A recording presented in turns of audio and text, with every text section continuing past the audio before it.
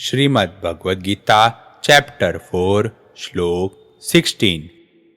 किम कर्म किमा कर्मेति कवयो यंत्र मोहिता तते कर्म प्रवश्यामि यज्ञात्वा मोक्षसे शुभात्।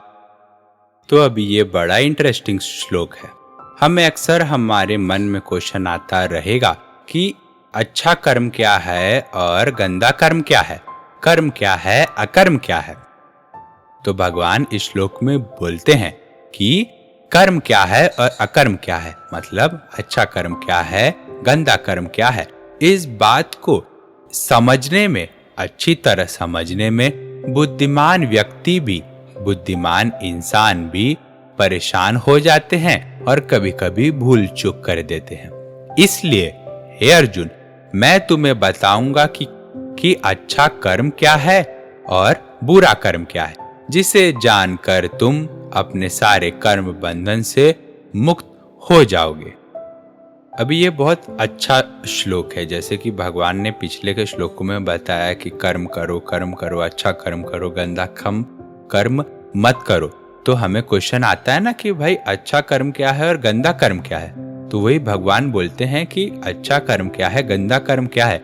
इस बात को समझने में बड़े बड़े शास्त्रों के विद्वान लोग भी कभी कभी भूल चूक गलती कर देते हैं इस बात को समझने के लिए। इसके लिए अर्जुन, मैं तुझे डायरेक्टली मैं बताऊंगा कि अच्छा कर्म क्या है, गलत कर्म क्या है। क्योंकि अगर हम कोई कर्म कर रहे हैं, ठीक है, अगर हम उसमें कुछ भी एक्सपेक्टेशन नहीं करेंगे, अपने लिए ना सोचकर किसी और के लिए करेंगे, तब वो अच्छा कर्म बन जाएगा। बट अगर मैं कोई कर्म कर रहा हूँ, उसको मैं कर रहा हूँ, बट उसके पीछे मैं कोई रिटर्न एक्सपेक्ट कर रहा हूँ, मतलब कि मेरा ये काम हो जाए फिर मैं उससे ये काम करूँगा, फिर मैं किसी से जलन ना कर दूँ वो काम करके। किसी को अगर मुझे कहीं कोई अच्छे पोजीशन पे जाना है तो मैं किसी को धोखा देके ऊपर पोजीशन पे ना चले जाऊँ। तो ये कैसे तामस कर्म में आता है, राजस कर्म में आता है। तो वही सब भगवान बताएंगे। अर्जुन के मन में ये क्वेश्चन भी आ रहा रहेगा, इसके लिए भगवान ने खुद ही सोचा और खुद ही वो क्वेश्चन पुटअप कर लिया अर्जुन के पूछे बिना कि भाई अच्छा कर्म क्या है, गंदा कर्म क्या है, वो मैं तुझे अभी बताऊंगा, जिसको करके तू मुक्त हो जाएगा।